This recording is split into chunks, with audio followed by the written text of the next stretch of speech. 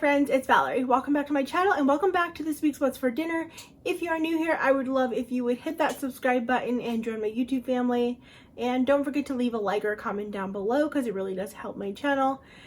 Today's What's for Dinner video is going to include 6 meals that I made during the week. And I'd say my favorite of the week is going to be the asparagus chicken. It was really good. And you're going to see me using these containers that I was sent when I'm pouring my rice in there. So I quickly just very quickly want to show you these. They're pretty cool. So I like them. They are lightweight, which is what I'm liking. So I love glass containers and I have a lot. But I do have a strength issue in my dominant hand, which sucks because it is my dominant hand. It isn't both, but it's worse in my dominant hand. And so I can get fatigued in my hand and not be able to lift things. So I like that these are plastic, and I'm using them currently for some of my favorite like pourable items. So I have some white rice in here, and I like that the lid is actually like a cup that you can, like a measuring cup. It has like measurements on the side from a quarter all the way to a cup. You can pour that right in there and then just put the lid right back on. It's ready to go. I did like rice, pasta. These are called spaghetti containers. They are tall enough for spaghetti, but I put different things in them because I already have containers for spaghetti. So I just did like an elbow macaroni, some oatmeal that I had, and orzo pasta. Things again that I would like to utilize this lid for to measure out like what I want for that. So it's convenient to already be right there and be able to measure that. And I will leave a link in the description box down below to them on Amazon. I believe they're like $31. I'm not even quite sure they're around that price range. It's slightly a little overpriced, just a little bit for a plastic container, but it does include 4 at least. And like I said, I do like those lids. So I would still justify the price for the convenience and the fact that it's good for people who have maybe like mobile issues with their hands and like being able to carry heavy things. So I still find that very much use for that. Like I said, I'll have everything in the description box down below. So let's just get started. I'm starting off by prepping my ingredients for this. So I'm taking my 1 pound of asparagus and just trimming that down to 1.5 inch pieces around there. I'm getting rid of those ends because they're a bit dry and hard. And then I'm going to make the sauce for this. I'm actually going to go by a recommendation in the comments, which was to double the sauce. So for that, I am going to add 1.5 cups of chicken broth and combine that with a tablespoon of sugar. And I just kind of gave that a stir to dissolve it. And then I'm adding in 2 tablespoons of soy sauce. And for the sesame oil, it calls for 2 teaspoons originally. So that would have been 4 teaspoons, which is like a little over a tablespoon's worth. But I did 2 tablespoons worth because we really like the taste of sesame oil. And now I'm just stirring that all together. We're going to add in some cornstarch now. I'm adding 1 tablespoon at a time for this. In total, I'm using 2 tablespoons. But I don't want it to clump together, and I do worry about that happening when I mix that into liquids. I worry every single time that it's going to like clump up, but it was fine and it just dissolved perfectly great. And now I am working on my chicken breast. It calls for 1 pound of chicken, and I didn't really weigh this. I just had 2 chicken breasts already defrosted, so that's what I'm using up here, and I'm cutting that down. It says to cut it into 1 inch pieces. I'm just kind of doing some small pieces because it's just how we like it. I'm going to be serving this over a bed of rice, so I've got my Instant Pot for that, which is the way I make my rice. And I'm using these new containers that I showed you guys that I was sent. They are pretty great. I'm loving that they have this like lid that is the measuring cup. So I'm measuring out 2 cups of rice, and I'm just going to put that in the insert of my cup. These are nice and lightweight. I'm really just liking these containers. If you're interested, I just do equal parts rice and water, and I add some salt and a little bit of butter, and then I pressure cook that on high for 6 minutes because I don't have a rice function on this Instant Pot. Now I'm adding in 1 tablespoon of avocado oil to my large skillet over a medium-high heat. You can use the vegetable oil like the recipe calls for, and then I'm adding my chicken in there. It says to put it into an even layer, so I'm kind of just getting that coated with the oil a little bit. Then I'm going to season it with some salt and pepper. That's just to taste, and I'm going to let that cook. It says to kind of like do it on different sides until all browned. See, when I do stuff like this, I just kind of like stir it around and keep stirring it until it looks like all the pink is gone. Plus, it's still going to continue to cook while the asparagus are cooking in there. So because my asparagus were really thick on one end and narrow on the other end, I added in those thicker end of the stems in first, and I cooked them for about 3-4 minutes by themselves first. And then I also added a lid to kind of help steam those a bit. And then once they were softer, I went ahead and added in the narrow part of the asparagus and let those cook for another 4 minutes or just until tender crisp. That's up to your liking, depending how soft you would like those. Then I'm taking some of these garlic cubes. They're freezable and they're really convenient when you need to be quick. And I added in 3 of the garlic. They are considered each cube's like a teaspoon. And I added 2 of the ginger, and I just let those like defrost there in the skillet, and I just kind of stirred it around until they were defrosted. Then I'm going to go ahead and add in the sauce mixture, and I just kind of stirred that all together. I let it come a little bit more to like a simmering boil, and then I decided to push the chicken and asparagus aside and let that sauce just come to one side and simmer. I also had, it's because I tasted it and I like a little more sweetness in my sauce like this, so I just grabbed some brown sugar and put it in. I'm gonna say it was no more than 2 tablespoons. 1 to 2 tablespoons worth. Didn't really measure, like I said. I just reached in and grabbed some and put it right in there, and then I just kind of like stirred it together.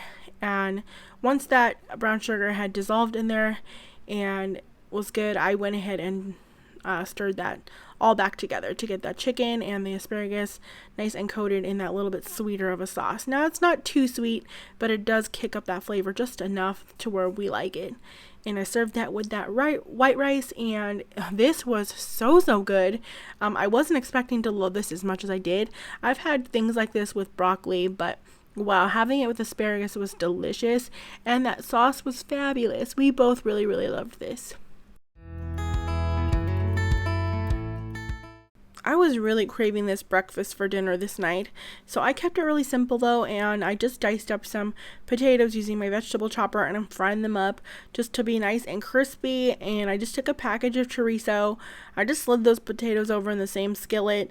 I don't want lots of dirty dishes, so I'm just gonna go ahead and cook up that chorizo until it's cooked, and then once it is, I'm just gonna go ahead and combine the 2 of those ingredients together. And I fried up some eggs. I like them sunny side up like this. I just like the runny yolk, and I just had that with the potatoes and chorizos. And I like flour tortillas, but corn tortillas would work just as great with this. To start this off, I've already got my 8 ounces of spaghetti cooking on the side on a different burner, but now I'm taking 1 pound of ground turkey. You can use ground beef as well for this, and I'm just adding that to my large skillet over medium-high heat, and I'm just going to go ahead and cook that until there's no more pink left. And I use my meat chopping tool to go ahead and break that all up. Once it's cooked, I'm adding in 1 package worth of taco seasoning. That is about 3 tablespoons worth if we have a big container like this. And I'm just mixing that together with the ground beef. It was a little dry. I did add some water. It does say 2/3 cup in the recipe. I didn't really measure. I just poured a little bit, just enough to get that taco seasoning like dissolve with the meat. And to that, I'm adding 1 undrained can of Rotel, 1 can of cream of chicken soup. I'm just using the Aldi brand. And then you'll need 8 ounces of Velveeta cheese. It says to cube it. I didn't cube it beforehand. I did it right in the pan, and I'm using the Aldi brand of that as well. Just stir that all together to keep it all nice and combined, and then your cheese is going to begin to melt. And I did lower the heat on that, and I just let that cheese melt, and I stirred it a few times to make sure it was good. And once it was all nice and melted, I added in my drained spaghetti noodles to that. And I just went ahead and stirred that all together to get the spaghetti noodles coated in all that sauce. And at first I was like running short on time, so I was like, I'm just going to eat it like this right out the pot, just nice and creamy. It still looked delicious to me, but it did look a little extra saucy. I thought it was a little too much sauce at first. Ended up being perfect because I did decide to bake that. So I put it in a 9x13 baking dish. Even though the recipe says to use a 9x9, I use a 9x13. And I sprayed the bottom of that as well before putting the pasta down there, and I'm gonna put some of this Mexican blend cheese on top. It's just what I had. You can use cheddar cheese like the recipe calls for, and it calls for 1.5 cups. I just kind of eyed it, used what I thought looked right for what we like on top of it, and I went ahead and baked that at 350 degrees for about 30 minutes. Y'all, this hit the spot. It was so good. I may have put the broil on to get that little bit of cheese crispiness on top of the casserole, and I served this with just some cucumbers and tomatoes that I cut up with some ranch, and that added that nice coolness to this dish, and it was just really delicious. So this is just a super simple, quick dinner. I threw together a pound of asparagus with some avocado oil and my favorite seasonings. Threw them on my air fryer tray with 2 of these like petite little filet steaks that are bacon wrapped. And I just put those into my air fryer and cooked them at 400 degrees for about 10 to 12 minutes. You might need to do more just depending on how you like your steak. We like it medium rare, and I did bake potatoes in the microwave so that they were done in under 10 minutes. Put some cheese, sour cream, and green onions on those, and this was a delicious meal in under 20 minutes. So on this night, we were having my brother over for dinner, and he recently had some issues with health that he can't have a lot of things right now. So he can't have like carbs, sugar, too much fats, anything. So I decided to make some chicken, and I'm just seasoning that up. He can have all the seasonings he wants. So I'm seasoning it with some of the Kinders to blend and the red garlic, and then some of the Weber's garlic parmesan. And I am putting some olive oil into my skillet here over medium-high heat. And I'm just going to kind of coat my pan there and throw my chicken in. And I'm going to cook this on 5 minutes per side or around there. These are a little bit thick, so maybe about 6 minutes each side. And I did go ahead and generously season the other side of this as well.